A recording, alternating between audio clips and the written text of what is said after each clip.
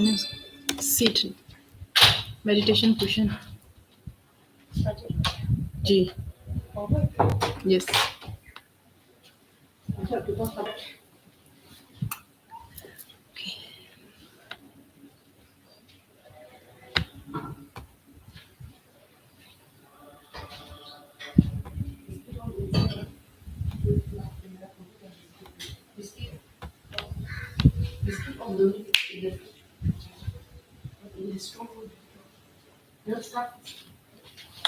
Okay.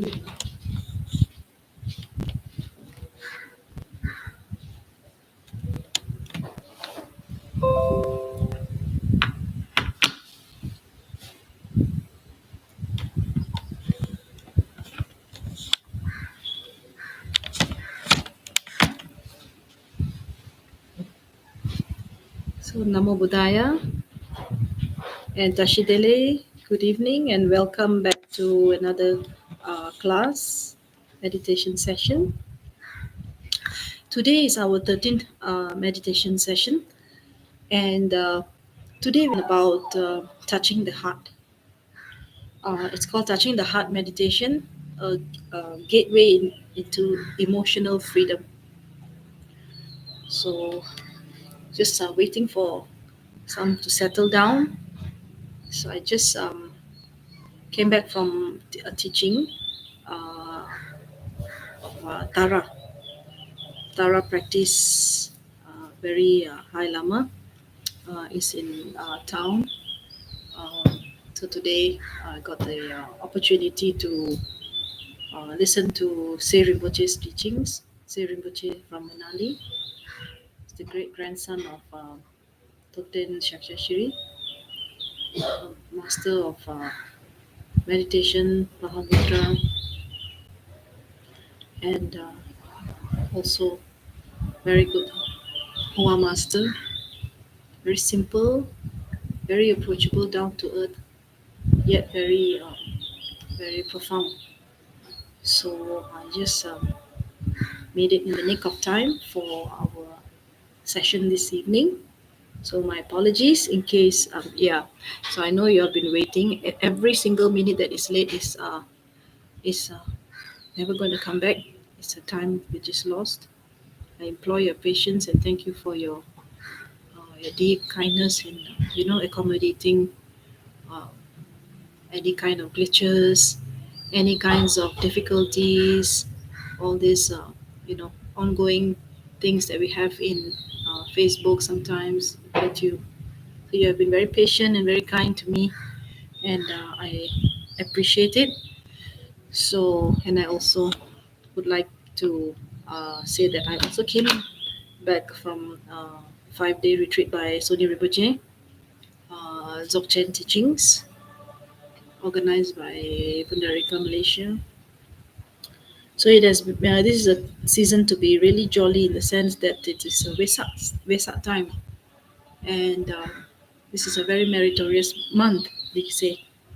So this, especially from last Sunday until Vesak. So this 15 days is very precious. You should We should use these precious days that we have to fully immerse ourselves into Dharma practice. So this is the month of Vesak, and the full moon of Vesak is the day that Siddhartha was born, Prince Siddhartha, and then he attained enlightenment under the Bodhi tree in Bodh Gaya, and also attained Parinirvana. So the day that Siddhartha became Buddha is the day of the full moon of Vesak. So this is the day that Prince Siddhartha was fully awakened from the slumber of ignorance. So this is extremely um, precious, auspicious, and it's a time for all of us to reflect and to do even more good deeds. Many more good deeds to be done. So if we have not been doing many good deeds in the last few days, that's okay. You can always do more in the days to come. Or just by sitting down here itself is already a blessing. So many people during the retreat. I just came back from a retreat. The 5 day retreat had hundreds of people. Um, it was not one of the most peaceful ones, or it was not the solitary kind of a thing, but it was the idea of the retreat was more for uh, Sony Rinpoche to disseminate the teachings of Dzogchen, to train students on how to handle life's difficulties. And so many people were so hungry for the Dharma. The turnout, the hall was bursting to the seam, uh, like almost like packed from edge to edge. So it's like not a single corner. There was no human being. It was just full of human beings in that one big space that we had somewhere in a hotel in Subang. So my point is that the Dharma is so precious, and those who know the preciousness of the Dharma travel miles away. We have people coming from Europe, China, Taiwan, and also nearby countries like Singapore and all. And of course, our Malaysians we have also some from India. So many different countries travel all the way to meet masters. So the Dharma that we take for granted here is in Malaysia we have so many lamas we can shop, so many meditation masters, so many monks, so many nuns, so many wonderful, learned, enlightened, and realized, highly realized teachers that we have in our midst, and we are so fortunate to be here. Even 2,000 years ago, this very land was a confluence of China and India. Yeah, those coming from China, the merchants and the missionaries and monks, sangha, and from India also traveling and then meet in uh, the land of gold, Swarnabhumi, and then they go either to Nalanda University in India or to China. So this land that we have here in Malaysia is a really blessed land. No calamities, no extreme calamities. Yeah, we have flooding and all these man-made things that we have tempered with nature. So these man-made calamities will come anywhere, but major natural disasters. We also were very spared by the our neighboring countries had tsunami, where hundreds of people, uh, thousands even, uh, were mortally wounded. But in Malaysia, not very many. We had our fair share of deaths also 22 years ago. But relatively speaking, we are very blessed and very protected from calamities. So if we really reflect on our precious human rebirth, that we have been born human, and the reason why we are born human is we've accumulated so much merit, that we have accumulated that amount of merit in order to get this human form, and this human form doesn't last very long. So this is the whole point that I've been trying to um, express in 13 sessions already. In one way or another, I keep on imploring my brothers and sisters to please practice as if your hair is on fire. And then some people feel that that monks and nuns have plenty of time to practice, but we don't have time, so we just do a little bit here and then. The sacrifice of the sangha in renouncing is itself a statement that has to be that has to be looked at very carefully, that has to be examined in a very detailed way, for the causes and conditions that come for a person to renounce. Renounce doesn't mean that you have to sit on a bullock cart or you have to walk on barefoot and you live in the jungles. That's not the point of renunciation alone. If you can, that's very good. Someone is brave enough, that's fantastic. But the conditions 2,600 years later has changed.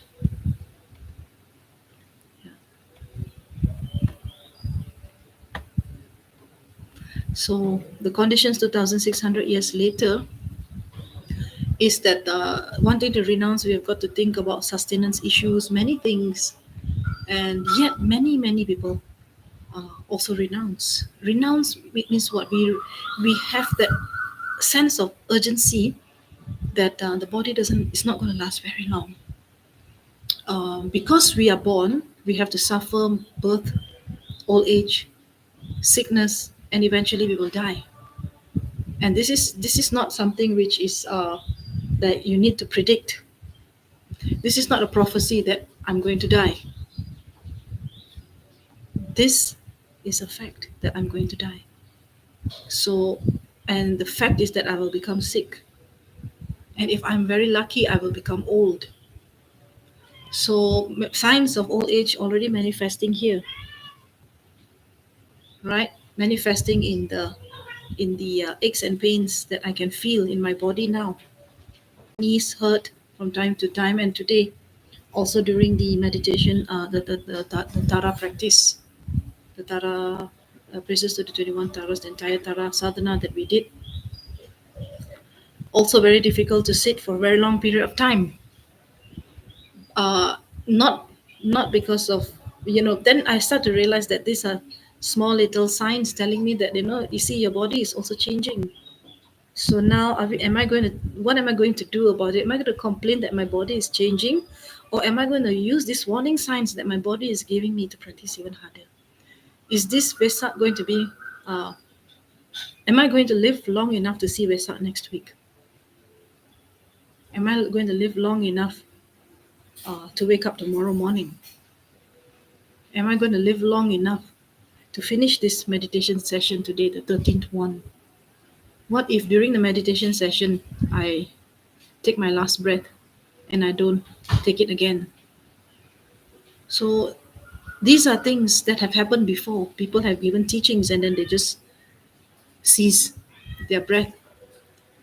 So this is not a morbid topic to talk about, but this is a sense of urgency that why people become monks and nuns is because and we can see that samsara is burning. Every single thing that we do, we touch in samsara is burning with the fire of pain, suffering, dissatisfactoriness. So the Buddha taught the Four Noble Truths of dissatisfactoriness here. And the Buddha has said that the first noble truth is suffering. Suffering doesn't necessarily have to mean very strong suffering. It can be dissatisfactoriness in any way. Whatever that we do in life, we can never find pure happiness. Never find. Because none of the compounded things in samsara's very definition is that everything is compounded. So compounded means that it's made out of parts. It's dependently arisen and it's ever changing. So everything in samsara is going to change. I'm going to change. If I did not have to die, I don't think I'll be a sangha today. If the truth of dukkha did not was not revealed, so I would have not known that life will be life is challenging, and it could be very horrifying also depending on the karma. I'm not here to scare you, but for us we are still okay, yeah, because we have the precious human rebirth. We can listen to the dharma. Most of us have our full faculties. We can understand the dharma. We can eat whenever we want. We have a shelter over our heads. So basically the fact that we have YouTube, internet, so which means that we are pretty okay. So how do I articulate this? But there are so many people, even if they have the comforts, they're okay from the outside, but they're not okay inside. So which means that you need not necessarily be miserably poor or be deprived of material goods or be deprived of anything outside. Yeah, whatever that the five senses can perceive. If we are deprived of that, it doesn't necessarily mean that we will be miserable. And if we have those wonderful things, the comforts of our life, it doesn't necessarily mean that we'll be happy. So most of us have some sort of pain, this baggage, this emotional difficulty that we have here, right? And as long as we are in this body, we will have all this. Is a fact, and that's called the first noble truth. We will have a lot of dissatisfactoriness, aka dukkha. So therefore, we want to complain also is very difficult, because then if you check back again the Buddha's disclaimer, the Buddha said, I told you so, I told you. It's not that I didn't tell you about it. So the Buddha didn't like hide it from us. He said, no lah, life is perfect, wonderful, it's fully blissful. So it's like all of us just need to follow the Buddha, and then we will transcend samsara by default, by following the Buddha. So the Buddha uh, cannot help us more than giving us teaching so that we can come out of suffering. So it's not very pleasant for most people to hear, because it's so much hard work, and it's hard work. No one ever said in any of the Buddhist masters that Dharma practice is easy, because Dharma practice is in the negative emotions that we have to practice. Whether we have a lot of riches or we are not having any riches, also we have to practice. Whether we are as affluent as the god of wealth or as poor as a church mouse, also we have to practice. Whether we have enough faculties or not, if we can little bit understand the Dharma, no limbs also, we still have to practice. There isn't much choice. Especially if we are born as a human being, we cannot wait to say that the conditions will be right for me to practice in the future. Which means that the weather has to be just right, perfect, cooling. No aircon, cannot practice. Too hot, cannot practice. Too cold, too much aircon, cannot practice. No proper meditation cushion, cannot practice. No good food, cannot practice. Vegetarian food, cannot practice. I cannot. It's very difficult. So basically, if we wait for the entire samsara to have a beautiful recipe, or that is called Karma Children's practice recipe, which means that the recipe which will be perfect for Karma children to start practicing the Dharma, by the time I'll be dead and gone. So therefore, we have to seize the conditions of practice. Yeah, not only wait for Vesak, but it's very good. Vesak is coming. It makes my job even easier, because since Vesak is coming, so many people start practicing the Dharma, which is fantastic. Right, but after Vesak, what happens? Then after that, then the negative emotions come again. Then the feel good effect of Vesak just. Then after that, we start feeling anxious and all. So today's meditation is about trying to understand that we all have these emotions, this baggage that we carry. And regardless of that baggage, whether you are dealing with grief, whether you're dealing with fear, whether you have enough money, whether you're alone and you're not married, you're married, not married, sangha, not sangha, parents or not parents, you've got children, no children, whatever it is, you do not have any choice on, actually. You have to practice. If somebody had a choice, yes, we all actually have a choice. The choice is not to practice and stay on longer in samsara without any guarantee that we'll get back this human body. So in future classes, I'll explain why this human body is a perfect vehicle for enlightenment. But for today, many always think that since I have anxiety problem, I have depression, I have uh, a host of other problems, because I am special. So basically, I am special. So I have to wait for all my problems to settle, and then I will practice the Dharma. So by that time, the train to Nirvana would have left again.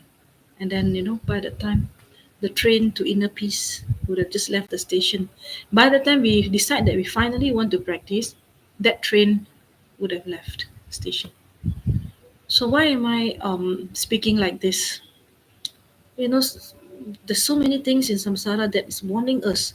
The calamities, the conflicts, the wars, and not only, you don't need to go very far, the calamities in our own house, our jobs, our hectic jobs, and then there's meaningless feeling that we feel, that why are we here? And many of us don't even want to be here. but yet we are here. We want to be somewhere else, but you're stuck here. But regardless of where you are, like the Buddha said, like getting what you want, when not getting what you want is suffering. Getting what you don't want, also suffering, right? Getting things that are being taken away from us is suffering. And then, uh, basically suffering is everywhere. Lah. I'm distracted by my cat who's itchy, by the way. So it's going one full spin. So that also, my cat also suffering. Now this morning I noticed my cat has arthritis. The oldest one, 17 years old. This naturally comes with the body. Yeah? So Dharma practice is not like touch and go. When you reach the toll, then you touch, then after that you go. So the toll is this, like this is the toll booth lah. Now the session, 1 hour meditation session now is a toll booth. So you come here, you check in for a while. But it's not FOC. Today is free one lah. So tit tit, and then go on. So you are just there. So your entire life is like from Ipoh to KL or KL to Ipoh. So then there's one toll or two tolls. You just touch and go Dharma practice a little bit, then you go on with your journey. So that's basically how Dharma is for all of us, most of us, myself included also. I'm not saying that my practice is good. My practice also touch and go, right? So, but if that practice is touch and go, then if we become miserable, we become angry, and then we have so many problems and all, then we have to reflect lah, as to this is the result of touch and go Dharma practice. So if you really want to practice Dharma, we have to. It's not only the touch and go. Is after you keep your smart tag touch and go, then you get your wheel, you drive again, and the entire journey, breathe in, breathe out, breathe in, breathe out, breathe in, breathe out, breathe in, and until you reach Ipoh, until you reach KL, whichever direction you're going. That is the way to practice. Meaning that is the way that we, moment to moment, we live our life in awareness. So, how to explain? I haven't even started the session yet, but I really needed to explain something which, if you were to ask me, if anyone were to ask me, Venerable, what is the Buddha's main teaching? I will say the Buddha's main teaching is, who knows? Who can say? What is the Buddha's main teaching? Mindfulness. Mindfulness. Mindfulness, yeah. Some of us will say that the Buddha's main teaching is middle way, Four Noble Truths, and all. I say the Noble Eightfold Path is the main teaching. I said in the Noble Eightfold Path, there is one teaching, one of the spokes of the wheel called uh, this right mindfulness. Without mindfulness, we can never ever settle in the Dharma.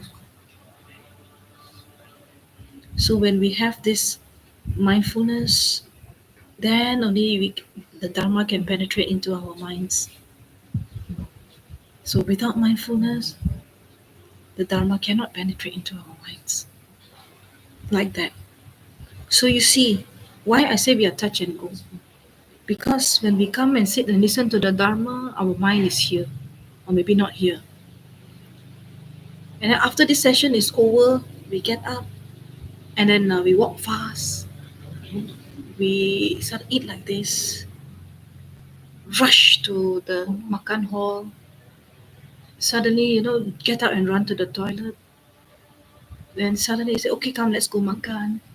Then then we basically open the door, also very rough. So everything we do is like, there is no awareness in the movements that we do. So which means that the moment when we listen to Dharma, we are quiet. Then the mind that is quiet don't know what to do. When it doesn't know what to do, it starts getting sleepy. because we all must do something, right? So mindfulness means actually remembering to bring our minds back to the object, to the object, to the object, and then we dwell in the present moment. And dwelling in the present moment is, depending on how you look at it, some people say it's the hardest thing to do in life, but I say it's the easiest thing to do in life because that time we're just dropping everything. But here we want to grab everything. So when we want to grab everything, so when you want to eat, grab. When we want to drive also, we are always like that on a tank F1 mode. And then we want to talk to people also. So if somebody cut our lane, then we want to protect our space. Somebody takes our seat in a retreat, we want to protect that space. And we get angry, you know. And somebody takes our food or the line is very long, get angry. So then we have to ask ourselves, was the practice only in the sitting session, or is the practice every time, moment to moment, when we take our food, when we are lining up, are we giving the food to other people?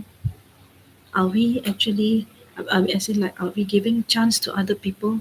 Okay, give a plate to the person next to you, and then respectfully give the spoon to the person, the ladle to the next person, and then when you find a seat, also eat quietly, mindfully, and fully in the present moment, so that you can, your mind that you learned the highest teaching, when you go and sit in the retreat hall, I mean the makan hall, the food place, so that there is a continuum, there's a continuum.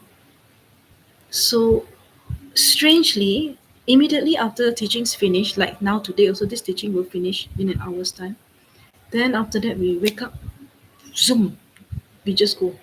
So there is no continuity. If there is no continuity, then that is called touch and go practice. Touch and go. So we touch the dharma, then after that we let it go. So actually, we are not. We're supposed to be touching our emotions and our own, uh, negativities, and let go. That's the actual touch and go that we're supposed to be doing. So today I'm going to talk about touching the heart. So touching the heart in order to let go. It's a form of touch and go, but not the one that I told you about just now. The touch and go where we are going to the, we're doing the Dharma practice just as a touch and go, and then after that finish. And no wonder if Dharma practice is treated like touch and go, that kind of touch and go where you just touch the Dharma for a short while. Okay, I'll do this in the meantime, and I got better things to do. So actually, that's not the point of Dharma. The point of Dharma, because you have so many things to do, therefore the Dharma, you should remain in awareness. So because you've got to go somewhere, therefore you will drive with mindfulness. Because I have got to go to work, therefore I will work with mindfulness. So it's 100% all the time with us, all the time with us. If that is how your Dharma practice works, then we can say that you are going to become deeper and deeper in your practice. So that is it. So very quickly, so I will now do the opening part. So that was just the introduction to the topic. So now we are going to take refuge, generate bodhicitta, and also reflect here on why we are practicing. And then now most of us are eager to know how to deal with the negative emotions. I say, just be in the present moment. Align your mind, your breath, and your movements or your speech, whatever that you're saying. Align and be 100% in the present moment, and then you will understand how to deal with your negative emotions. So we have to start not very quickly doing it as a want to finish off the chanting so that we can do better things. So in this entire session, everything is just as important as the meditation instructions that are going to be given later. Everything, yeah. So just a very short one. We, for those who are following and can understand, who have joined other classes also. So I have advised in the past, when we take refuge, we think of our teachers, the human ones, because they are the ones who are here who give us teachings. And of course, we pay respect to the Buddha, the Dharma, and the Sangha. And if you're from other spiritual traditions, you take refuge in your own spiritual guides, whoever they may be. The point is that we do it with full heart, with great respect and devotion.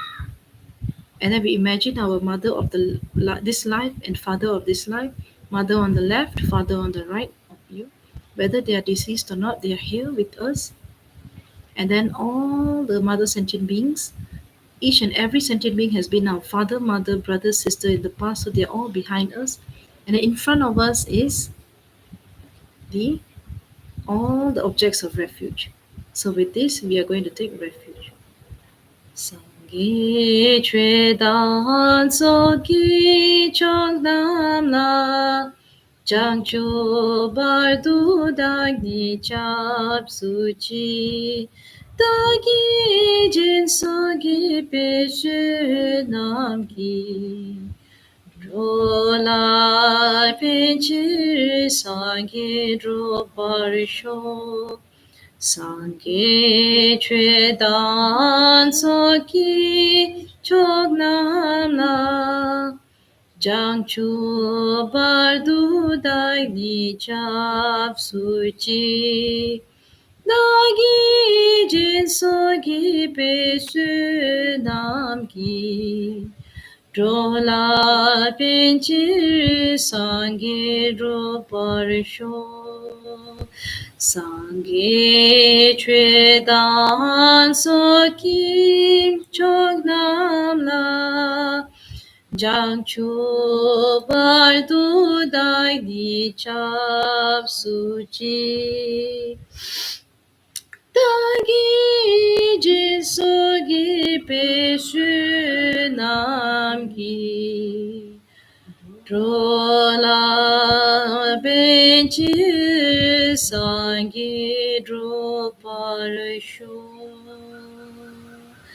until the heart of enlightenment is reached, I and all my kind mother sentient beings, as vast as the skies, go for refuge to the Gurus, go for refuge to the Buddha, go for refuge to the Dharma, go for refuge to the Arya Sangha from the merits accrued by practicing giving, morality, patience, effort, meditation, and wisdom. We have become a fully enlightened being, a Buddha, to benefit numberless sentient beings. And now we do the four Brahma Viharas, also very mindfully your body, right? Your mind, your breath, what you say, what you think, right? Because now you are following, you must try to understand what you're doing. And then your body posture, everything now align. And when you can do that in perfect harmony, that's when you are truly alive. And that is when your Dharma practice is truly happening. So Dharma practice is not about prostration, it's not about mantra. Your Dharma practice is not about chanting alone. It's not about just meditating, but don't know where you are, maybe in some kind of a darkness state. So Dharma practice is when you know how to align everything in one straight line.